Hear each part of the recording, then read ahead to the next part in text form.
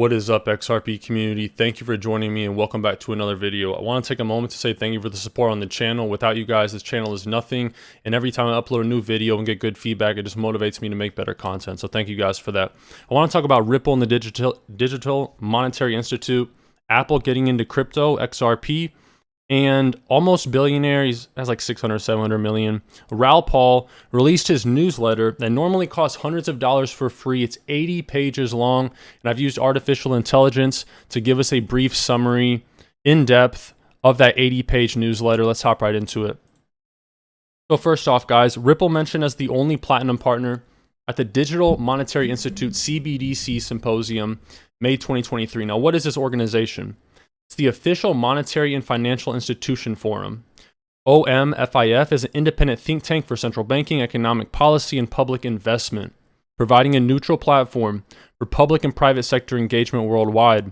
With teams in London and the US, organization focuses on global policy and investment themes relating to central banks, sovereign funds, pension funds, regulators, and treasuries.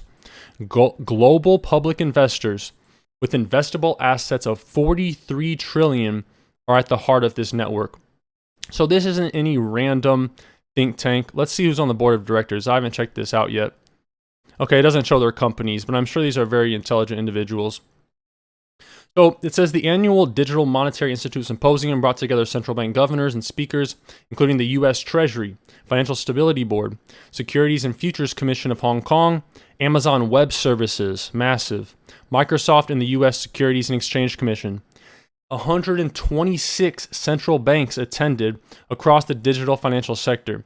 So this is basically the epicenter in a collection of some of the smartest and most powerful financial players in the world. And who is a platinum partner, the only blockchain company here? Ripple. Thought that was very bullish. And here's your daily dose of FUD, guys. North Carolina County considering a 1-year ban on Bitcoin mining. Whale Chart came out with this. U.S. Presidential Robert Kennedy is opposing the Federal Reserve's plan to create CBDCs. Now I got a question for you, my audience. What do you guys think about CBDCs? I think we would all agree they're inevitable, but do you see them as a net positive or a net negative? Personally, I see the social credit system that's kind of easing into society. Yes, so we have credit scores now, but look at China. It's not just about your finances. It's about, did you show up to work on time? How much are you polluting? What's your carbon footprint? And in the future, a CBDC will give the government more power. Now, I come from the approach, politics aside, I think a smaller government is better. And I think in America, we've lost track of the checks and balances in the government. It's like in California now. In a few years, I think 3 or 4 years, you won't be able to buy an automobile that runs on gasoline, right? And the thing about electric vehicles, I don't know if you know what, of course you know what a Tesla is. If you don't pay your Tesla lease payment, they can turn on that car and they don't have to get a repossession person. They can just turn on the car and remote control it back to the dealership. All right, so it's giving a lot of power back to these people. I'm just curious, what do you guys think about CBDCs? Net negative, net positive? Give me a thought in the comment below.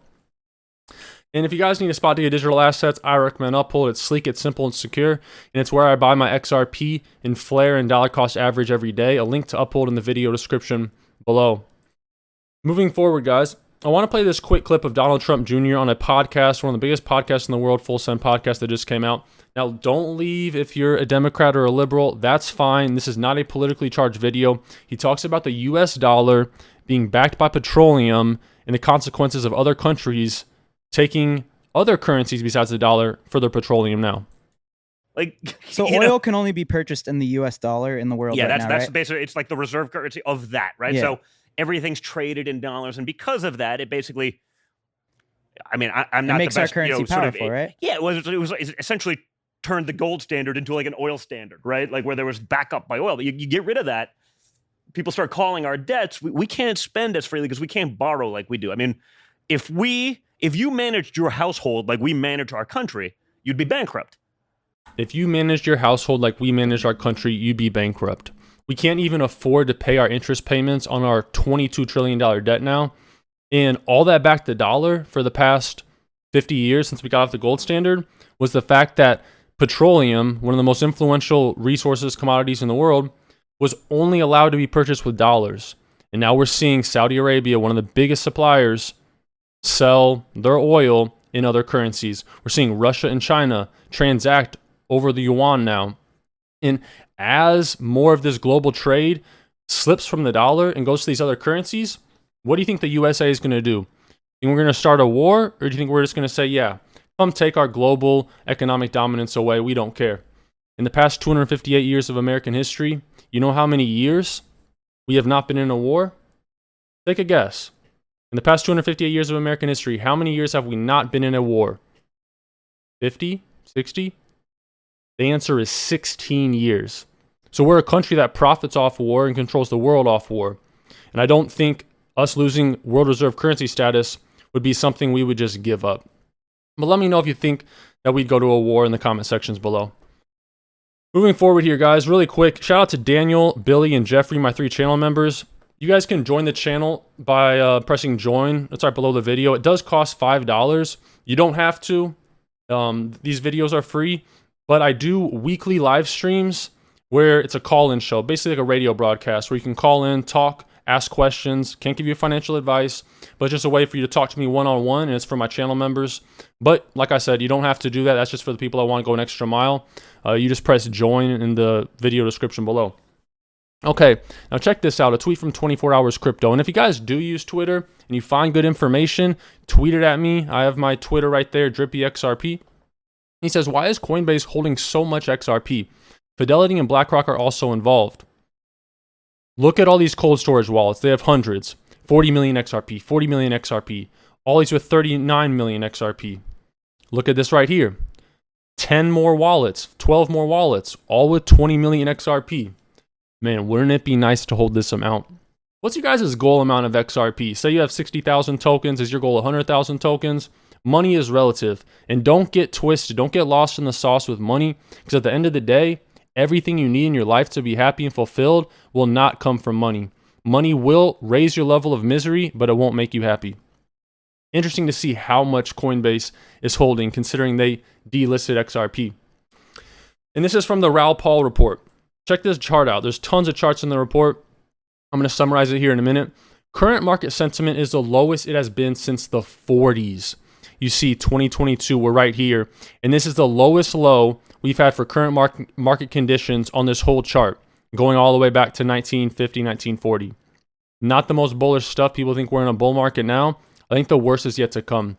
And speaking on the markets, if you guys want $41 guaranteed for free, sign up with Webull, deposit a penny. You can get up to $3,000 in free stocks. Now, typically, you're just going to get $40 to $300, but it's a great offer just for signing up, depositing 1 penny. You're guaranteed $41 in minimum stock value. Sell the stocks, close your account, buy a Big Mac, buy some more XRP or Flare. But don't miss out on this great offer. It does end soon. A link in the video description below, and you do have to be from the USA, I believe. So here is Raoul Pal's very expensive newsletter. It's called Global Macro Investor. And guys, look how long this thing is. So we don't have time to read all that. You can go to his Twitter and get the link if you want to read through all of it. But I used artificial intelligence to break this down for us. So Raoul Pal's Global Macro Investor January monthly report discusses various topics. In 2022, the company experienced the second worst year in performance, mainly due to a chunk of gains given back in the long-term crypto trades. However, Raoul Pal believes that Ethereum is the biggest long-term bet. His bullish view on exponential age technology and its potential impact is discussed, with a focus on themes such as base infrastructure layer, the productivity layer, the digital value layer, and the human layer. The emergence of generative AI built on transformer models is seen as a transformative moment that will amplify human creativity on a scale never seen before. The collision between AI and creativity is an unexpected development, with generative AI impacting the human impulse to tell stories, make beautiful images, and create culture. Lastly, the author shares their views on the markets for 2023 and how they differ from broad consensus. Raoul Pal believes that the U.S. economy is entering a short recession. I think we all can agree on that. That's not too far-fetched. China is leading the cycle, and inflation expectations will converge with bonds, becoming the traditional macro trade of the year in 2023. So basically, don't expect a bull market this year. There's more downwards pressure to come. Here are the key takeaways. Ethereum is the biggest long-term bet. He's bullish on exponential age technology, meaning blockchain and artificial intelligence. And yeah, this is basically just repeating what I just told you up here.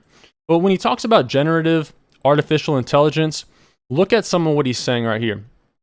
These pictures that you can use, it's called DALL-E, it's made by OpenAI, to make crazy art. And he cites a picture of Van Gogh. Let me get to it right here. So this is made in a few seconds with something called DALL-E. And this looks like an actual Van Gogh painting. And I'm very curious to see, will artificial intelligence make real paintings from people like Van Gogh and Pablo Picasso more expensive? Because going forward, the definition of art is really changing. And this artificial intelligence boom is something I'm just very curious about. So Ripple and XRP. This is Jason Lowry, a Department of Defense insider. Who is Jason Lowry? He's an Air Force veteran and a National Defense Fellow, and he researches Bitcoin. And he went to MIT. All right, so not just any regular guy, very intelligent person, and he's in on the insides. He tweeted this out in August of 2021. My Bitcoin white whale is Apple. When she blows, it will force many others to take positions as a hedge. By going into heavy Bitcoin early, we pre-diversify across the entire tech industry. Pennies on the dollar. I don't have to guess which stocks win because I know the winners will own Bitcoin. Apple is the largest company in the world, and if they take a position in Bitcoin publicly, it's going to force a lot of other funds, companies to do the same because Apple steers the trend for a lot of these global markets. Guys, if you made it to the end of the video, once again, thank you for all the support on the channel. This channel is nothing without you guys, and I love you guys for supporting my channel and supporting the content I create. If you made it to the end of the video, comment Apple in the comment section below so I know you watched the full video. I'll try and respond to all those comments. God bless you guys. Take care of yourselves. Take care of your families. Until next time.